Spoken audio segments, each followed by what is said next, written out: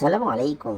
বর্তমানে সরকারের পার্বত্য চট্টগ্রাম অঞ্চল নিয়েই ভয় বা ভীতি যে কোনো মুহূর্তে আক্রমণ হতে পারে। এই জন্য পার্বত্য চট্টগ্রাম এলাকা পাহাড়ের ঘেরা ঘেঁষে সেনাবাহিনীর টহল অর্থাৎ জোরদার করা হয়েছে। যে কোনো মুহূর্তে এখানে আক্রমণ হতে পারে। এই আক্রমণ এড়ানোর জন্য বাংলাদেশ সেনাবাহিনীকে সতর্কতা অবলম্বন করতে হচ্ছে।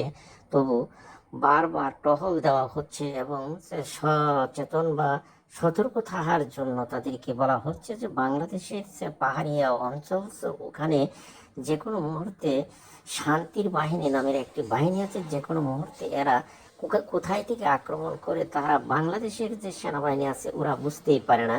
এদের এরকম প্রশিক্ষণ প্রাপ্ত যে এরা কোনখানে বা কোন আড়াল থেকে এরা ফায়ারিং করে তাও বলা যায় না। তাই বাংলাদেশ সেনাবাহিনীকে খুবই সতর্ক থাকার জন্য বলা